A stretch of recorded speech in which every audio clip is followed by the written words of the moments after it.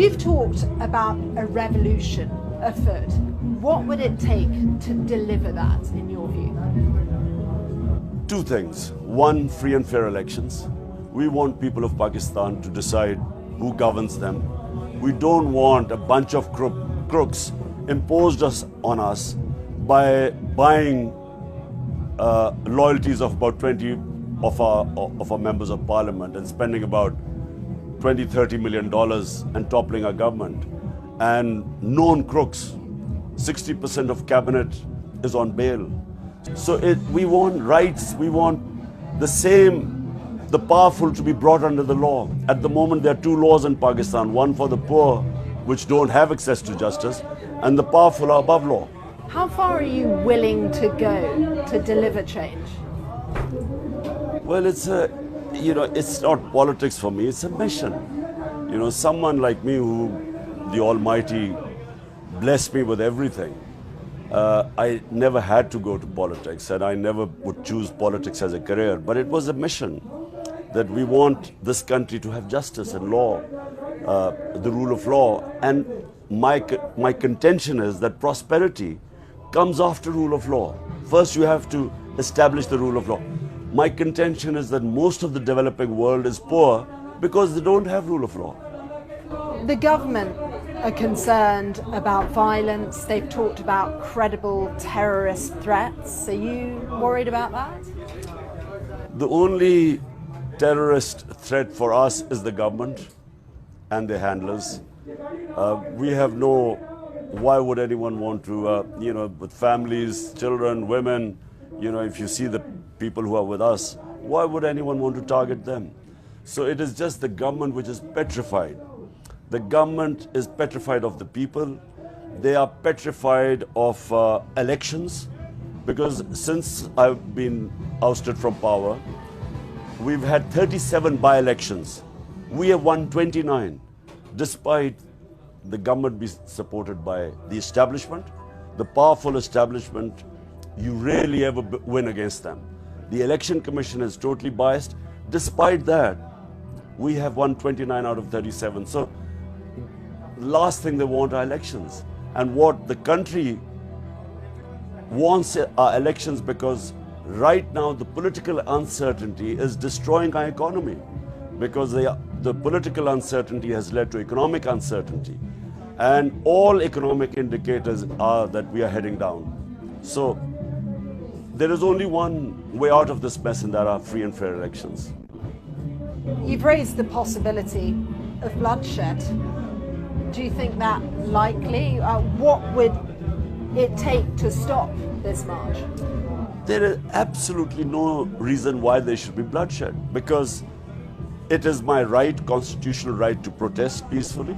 I'm confident that, and I've been on the road for 6 months now. What I've seen, I'm confident that I will be able to direct it through elections. I will be able to direct this through elections and bring about a change. But, the other possibility is, you would not want it to go the other way.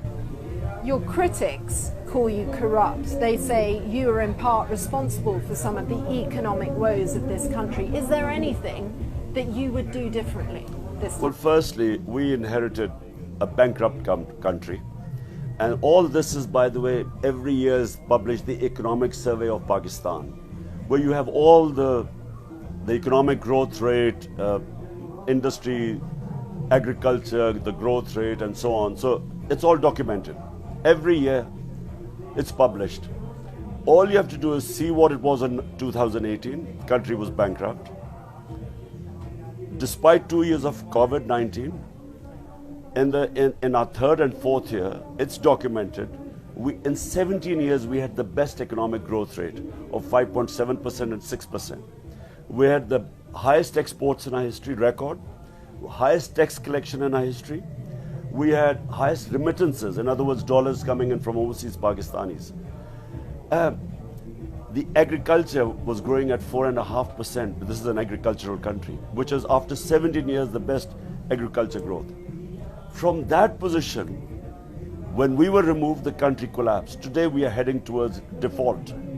we will not be able to service our debts. Industry is going down, exports going down, remittances.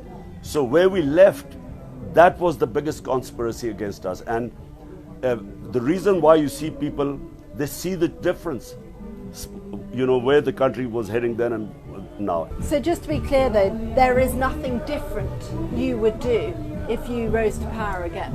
I would do one thing. Well, I would not take power if I had a weak government like I had before. It was a coalition government, thin minority, always. I was not strong enough to implement rule of law. I could not bring the powerful mafias under the law because they had ways of weakening me or blackmailing me. So I would only take power this time if I have the numbers in the National Assembly.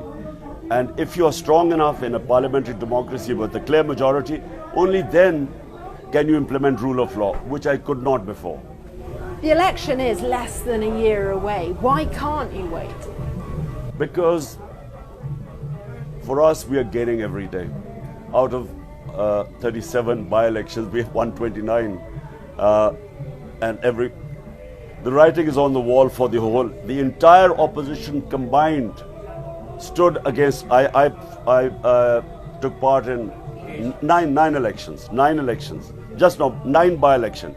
And I stood on all. We can stand on all the seats. One man can stand on all the seats. Out of 9, the entire 13 parties stood on one side, with the establishment backing them, the powerful establishment. And I won out of 9, 8 of them. We have won 29 out of 37 by-elections. So it suits us because the government is going down by the day, which is why they don't want to hold elections. But the country is going down. We are heading towards bankruptcy, towards default. So for the sake of the country, the only way out is for the economy to recover is to have political stability. That will only come through elections. When there's a stable government, then only can the economy recover. Do you think, given that you're confident the elections will come early, do you think you'll be back in power next year? I feel that if they're free and fair elections, if you see any polls in Pakistan, you will see that my party is way ahead of all the other parties put together. So yes, I feel if they're free and fair elections, we'll win. But then, you never, as a sports person, I know that until the match is over, you're never sure. Needs a lot of stamina. Yes, stamina, and yes, I'd never thought at my age I would be doing this again. And no regrets, no change, it's full steam ahead.